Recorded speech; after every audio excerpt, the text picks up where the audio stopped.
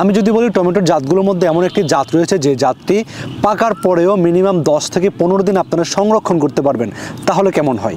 নিশ্চয়ই ভালো হয়।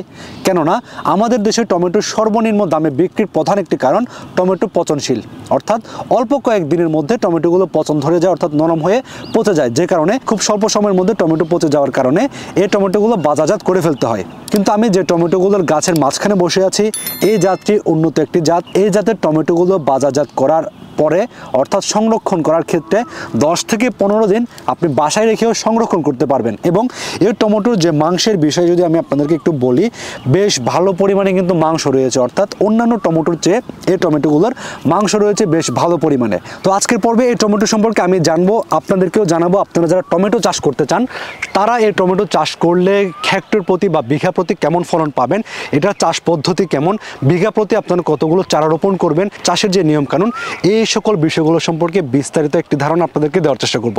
তো চলুন নতুন আরেকটি প্রতিবেদন শুরু করা যাক। বরাবরের মতোই ক্যামেরায় হযরত আলীকে সাথে নিয়ে আমি NI ইমন রয়েছি আপনাদের সঙ্গে। আসসালামু আলাইকুম স্যার। ওয়ালাইকুম আসসালাম ওয়া রাহমাতুল্লাহি ওয়া বারাকাতুহু। কেমন আছেন আপনি? আলহামদুলিল্লাহ স্যার, আমরা তো আজকে আবারও আপনাদের একটি গবেষণা প্রজেক্টের মধ্যে রয়েছি। এটি হচ্ছে টমেটোর একটা প্রজেক্ট। আমরা একটা নতুন জাত সম্পর্কে জানবো। সংক্ষিপ্ত করে স্যার একটু পুনরায় আপনার পরিচয়টা একটু দিবেন। ধন্যবাদ। আমি ডক্টর AK কামরুজ্জামান, বাংলাদেশ কৃষি গবেষণা ইনস্টিটিউটের সবজি বিভাগের মুখ্য বৈজ্ঞানিক কর্মকর্তা হিসেবে আছি এবং টমেটো সহ বিভিন্ন গবেষণা তদারকিতে আছি। আমরা তো স্যার আজকে একটা টমেটোর বেশ সুন্দর একটা প্রজেক্টের মধ্যে রয়েছে। আসলে এটা দেখে অনেক ভালো লাগছে এবং যারা উদ্যোক্তা রয়েছেন, যারা ভোক্তা রয়েছেন, সকলেরই কিন্তু এটা দেখে খুশি হওয়ার কথা, কারণ এটা বেশ সুন্দর এবং বেশ ভালো একটি জাত। তো স্যার, এই জাতটা সম্পর্কে আমাদেরকে যদি একটু শুরুতে বলতেন, এটা আবিষ্কৃত হয়েছে বা কতদিন যাবত এটা এখানে রয়েছে এখানে? ধন্যবাদ। এই জাতটির নাম হচ্ছে বাড়ি টমেটো 22। আমরা গত বছর দুইটি জাত উদ্ভাবন করেছি, বাড়ি টমেটো 22 এবং বাড়ি টমেটো 23। এটা বাড়ি টমেটো 22, এটা শীতকালে চাষ হয়। আর আরটি গত বছর আমরা যেটা করেছি সেটা বাড়ি টমেটো 23, সেটা গ্রীষ্মকালীন এবং শীতকালে দুই সময় চাষাবাদ হয়ে থাকে। এটা আমরা ওয়ার্ল্ড ভেজিটেবল সেন্টার, তাইওয়ানে একটি আন্তর্জাতিক সবজি গবেষণা প্রতিষ্ঠান আছে, সেই গবেষণা প্রতিষ্ঠান থেকে আমরা 41টি জাত পেয়েছিলাম এবং এই জাতটি আমাদেরকে হাতে এনে দিয়েছে আফাসি নামে একটি সাউথ কোরিয়ান একটি প্রজেক্ট। সেটা হচ্ছে Asian food and agriculture cooperation initiative. তারা আমাদেরকে 41টি জাত আমাদেরকে দিয়েছে গবেষণা করার জন্য এবং গবেষণা করার সাথে আমাদেরকে ফান্ড দিয়েছে। সেই ফান্ডের গবেষণা লব্ধ জাত হচ্ছে 22 এবং 23। তো এই 22 জাতটি বেশ একটি ভালো জাত, অত্যন্ত চমৎকার, সুস্বাদু এবং কমপ্যাক্ট, শক্ত। আপনি কালারটা চমৎকার। আপনি সাধারণত আমাদের দেখা যায় যে টমেটোটা নরম হয়, ধরলে বা দুদিন রেখে দিলে নরম হয়ে যায়। বাজার থেকে 1 কেজি টমেটো কিনে নিয়ে আসলাম, দেখা যায় 1 বা 2টা টমেটো গলে যাচ্ছে। তো আপনি এই টমেটোটা এই পেকে যাওয়ারও 4-5 দিন পার হয়ে গেছে, এখনও ধরলে আপনি শক্ত পাবেন, এটা একটু গলে যাবে না। এবং উচ্চ ফলনশীল, একটা ফলের ওজন 110 গ্রাম থেকে 120 গ্রাম হচ্ছে এবং 9টা ফলে 1 কেজি হচ্ছে। আচ্ছা। এবং এটার সংরক্ষণকাল আপনি যদি পাকার পর রেখে দেন, খুব সহজে 15 দিন আপনি ঘরে রাখতে পারবেন নর্মাল টেম্পারেচারে। আচ্ছা আচ্ছা, দেখা যায় আমরা বাজার থেকে টমেটো সংগ্রহ করার পরে কিন্তু 2-1 দিন গেলে টমেটোগুলো খেয়ে ফেলতে হয়, কারণ নষ্ট হয়ে যায়, নরম হয়ে যায়। এটার বৈশিষ্ট্যটা কেমন আছে? এটা বৈশিষ্ট্য আমি বললাম যে আপনি যদি এটা তো বেশি পাকা হয়ে গেছে, এটা আমরা আসলে বীজ উৎপাদনের জন্য এটা করেছি। এখন আমরা খাওয়ার জন্য হলে আমি আরো 5 দিন আগে এখান থেকে হারভেস্ট করতাম। এটা কিন্তু পেকেছে আরো কয়েকদিন আগে, আরো 5-7 দিন আগে। আমরা যদি একটু দর্শকদেরকে বা উদ্যোক্তা ভাইদের যদি একটু দেখাই, স্যার আপনি এইদিকে চলে আসবেন। এখানে দেখতে পাচ্ছেন একটা গাছের মধ্যে মাশাআল্লাহ কি পরিমাণ টমেটো ধরেছে। কমপক্ষে 25টি টমেটোগুলো কিন্তু এখনো কিন্তু অনেক হার্ড, মানে শক্ত যেটা বলে থাকি, শক্ত রয়েছে কিন্তু এই টমেটোগুলো এখনো কিন্তু পেকে গেছে। আমি একটা ছিঁড়তে পারি এখান থেকে, ছড়িটা দেন স্যার। এটা আপনি ধরে দেখতে পারেন, এখন খুব শক্ত। আমি যদি এটা কারোর মাথায় বাড়ি দিয়ে সে ব্যথা পাবে। এবং আপনি দেখতে পাবেন বেশ চওড়া একটি, আর যে কি চামড়াটা আছে বেশ চওড়া, মাংস এবং মাংস বেশ চওড়া, পুরো মাংস। সাধারণত বাজারে যেগুলো পাওয়া যায় বেশ চিকন, এটা অর্ধেকের চেয়েও চিকন হয়, কিন্তু এটা বেশ চওড়া এবং পুরো হওয়ার কারণে এটা ধীরে সুস্থে পাকে এবং এটার খাওয়ার অংশ পরিমাণ বেশি এবং এটার লাভজনক একটি, এবং এটার মিষ্টতা ভালো এবং এটার সংরক্ষণ বেশি। আর মূল কথা হলো এটার রোগ বলায় পোকামাকড় অত্যন্ত কম এটা থেকে আমাদের যে ব্যাকটেরিয়াল উইল্ট রোগের কথা যেটা আমরা বলে থাকি, ভাইরাস রোগের কথা বলে থাকি, এই দুটো রোগ প্রতিরোধী। এটাতে ব্যাকটেরিয়াল উইল্ট রোগটা হবে না, ভাইরাস প্রতিরোধী। পুরা মাঠে দেখা যাবে যে একটা গাছে ভাইরাস নেই। তো এই দুটা মূল রোগ থেকে এটা প্রতিরোধী হচ্ছে। সুতরাং আমরা এটা চাষ করে আমাদের কৃষকরা লাভবান হতে পারেন। আচ্ছা, এখন এইটার মিষ্টতা, এটা মানে স্বাদটা কেমন স্যার এটার? এটা বেশ ভালো একটা টেস্ট। আমরা যেটা আপনার সামনে ছোট করে একটু কেটে দিবেন স্যার। শিওর, আপনি খেয়ে দেখতে পারেন, আমিও খাচ্ছি।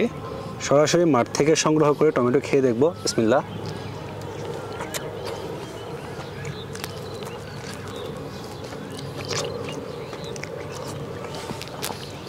আসলে এখানে বসে কিন্তু পুরোটাই খেয়ে ফেলা যাবে। এটা বেশ ভালো পরিমাণে মিষ্টি, মনে হচ্ছে যে এটা টমেটো খাচ্ছি, বেশ ভালো পরিমাণ মিষ্টতা রয়েছে কিন্তু এটার মধ্যে। স্যার, যেহেতু আপনারা গবেষণা করছেন, এখন আপনি কিছু বলবেন। জি শিওর। এটার মিষ্টতা কেমন স্যার, কেমন পেলাম? এটা আমরা সাধারণত আমরা যখন এটা মিষ্টতা মাপি সাধারণত 5-এর উপরে পেয়ে থাকি। এটা ভালো একটা মিষ্ট এবং বেশ টেস্টি। মূল কথা হলো চিনিও তো মিষ্টি, বাট এটা একটা টেস্টি মানে স্বাদময় মিষ্টতা আছে। আর হলো এইটা উৎপাদন অনেক। এটা আমি আগেই বলেছি যে একটা ফলের ওজন হচ্ছে গিয়ে 110 গ্রাম থেকে 120 গ্রাম, 1 কেজিতে 9টি ফল হবে। এবং এটা যদি আমি হেক্টরে এটা উৎপাদন নিয়ে যাই 100 টন পাওয়া যাবে। 100 টন আমি এখান থেকে পাবো এবং বিঘা প্রতি আমি 12 টন পাবো, 12 থেকে 13 টন পাবো আমি বিঘা প্রতি। অত্যন্ত উচ্চ ফলন এটাতে পাওয়া যায়। এবং আমি বলতে চাই শুধু কৃষকরা টমেটো চাষ করবে না, এটা থেকে বীজ উৎপাদন করে কৃষকরা থেকে বীজ উৎপাদন করতে পারবেন এবং এই বীজ উৎপাদন করে কৃষকরা বীজের ব্যবসায় নামতে পারবেন।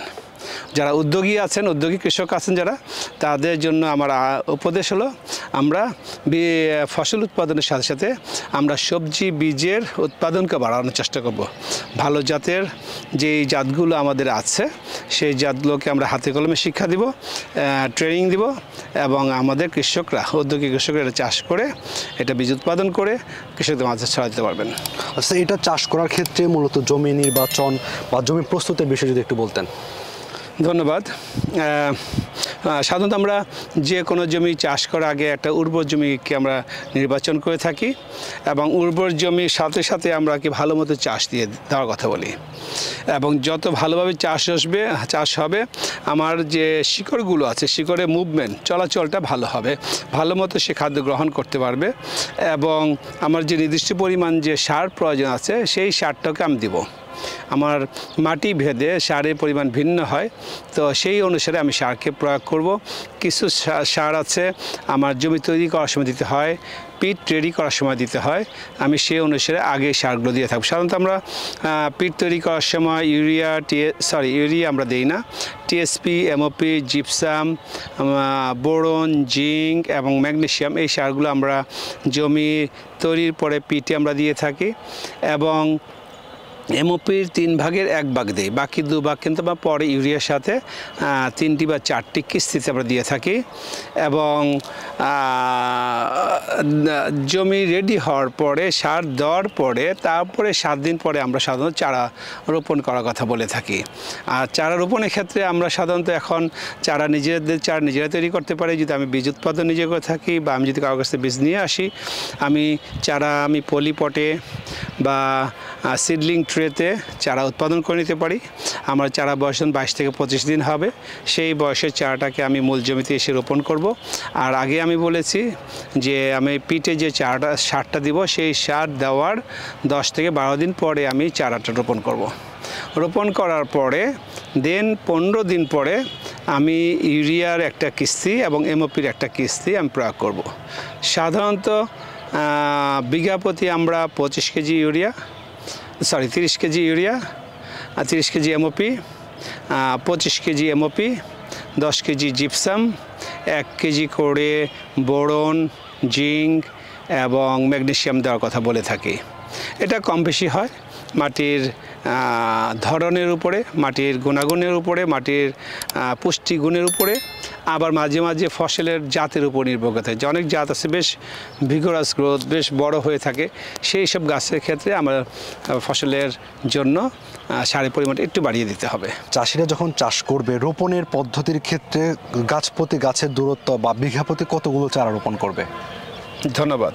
সাধারণত আমরা এই আমাদের জাতগুলো আছে, আমরা লাইন থেকে লাইনের দূরত্ব 60 সেন্টিমিটার বলে থাকি। এটা হচ্ছে এই যে এই লাইন থেকে লাইনের দূরত্ব, এটা একটা লাইন, এটা একটা লাইন। তো আচ্ছা। এই লাইন থেকে এই লাইনের দূরত্ব 60 সেন্টিমিটার হয়, আর এই লাইনের মধ্যে গাছ থেকে গাছের দূরত্ব 45 সেন্টিমিটার হয়। আচ্ছা, হ্যাঁ, এই দূরত্ব আমরা বনে থাকি। এই দূরত্বে যদি আমরা বনে থাকি, হেক্টর প্রতি আমাদের প্রায় 37-38 হাজার চারা অ্যাকোমোডেট করে থাকে, এবং দেখা যায় যে যদি হেক্টর প্রতি বিঘা প্রতি হিসাব করি 4,500 চারা মতো হয়ে থাকে এক বিঘাতে। আচ্ছা, তাহলে এক বিঘা 4,500 চারা রোপণ হয়ে থাকে। আচ্ছা, এই ক্ষেত্রে চারার মর্টালিটির কোনো আছে কিনা? সাধারণত চারা মর্টালিটি আমাদের মূল যেটা কারণ সেটা হচ্ছে যে ব্যাকটেরিয়াল উইল, সেটা যদি রোগ না থাকে মর্টালিটি নেই। বাট কৃষকরা তাদের চাষাবাদের সময় অসাবধানতার কারণে কিছু মর্টালিটি হতে পারে। মনে করেন যে গ্রীষ্মকালে যদি চাষাবাদ, এটা যদিও শীতকালীন জাত, বা গ্রীষ্মকালেও যদি কেউ জাত চাষ করে থাকে, প্রচণ্ড রোদ যদি এটা চারা মারা যেতে পারে।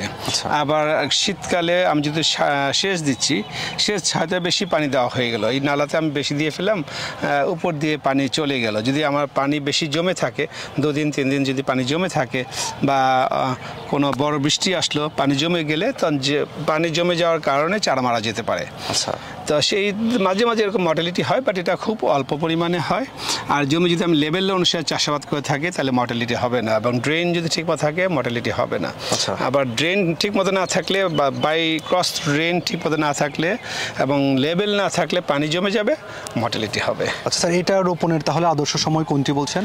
ওটা হলো সেপ্টেম্বর। আমরা যদি শীতকালে মাসে হিসাব করি, সেপ্টেম্বর মাসের শেষের দিকে আমরা বীজ বপন করে থাকি, অক্টোবর মাসের শেষে আমরা চারা রোপণ করে থাকি, এবং এই ফেব্রুয়ারির ভিতরে, আজকে আমরা এই যে ফেব্রুয়ারি শেষ দিকে এসে কথা বলছি, ফেব্রুয়ারির ভিতরে হারভেস্ট হবে। এটা আমরা এই সিজনে আমাদের বৃষ্টির কারণে মাটি জমি রেডি করতে না পারার কারণে আমাদের 15 দিন লেট হয়েছে, যার ফলে আমরা এটা আরও 15 দিন পর পর্যন্ত এটা ফলনটা পাবো। সাধারণত আমরা যেহেতু শীতটা ফেব্রুয়ারি পর্যন্ত আমাদের শীত থাকে, শীতের মধ্যে আমরা চাই যেন হারভেস্টটা কমপ্লিট হয়ে যায়।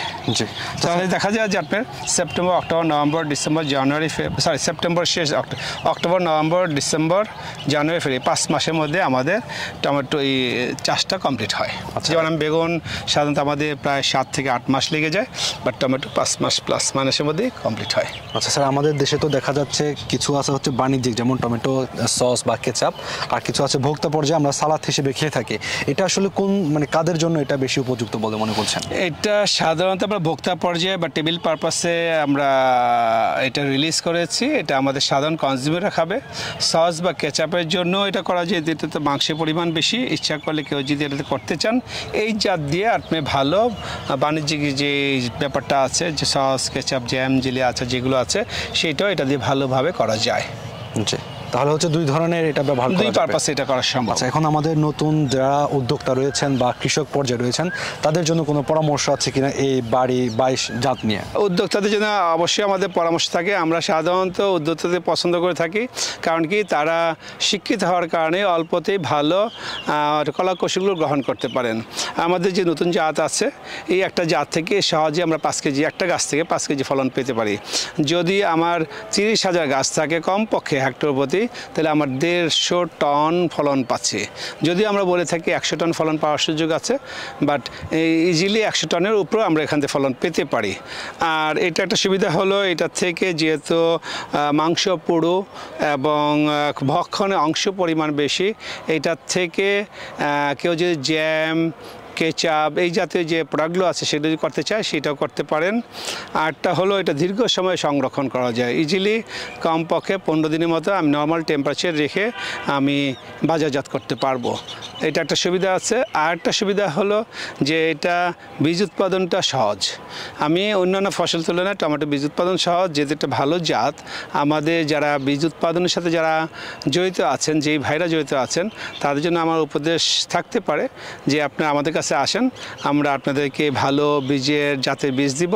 আপনারা বীজ উৎপাদন করে আপনারা এটা থেকে ব্যবসা করতে পারেন। সারা দেশে টমেটো উৎপাদনের জন্য আপনারা ভূমিকা রাখতে পারবেন এবং দেশে সবজি উৎপাদন বৃদ্ধি পাবে এবং আমরা বাংলাদেশের মানুষরা পুষ্টিতে স্বয়ংসম্পূর্ণ হব, দেশ সুস্থ জাতি হিসাবে গড়ে উঠবে।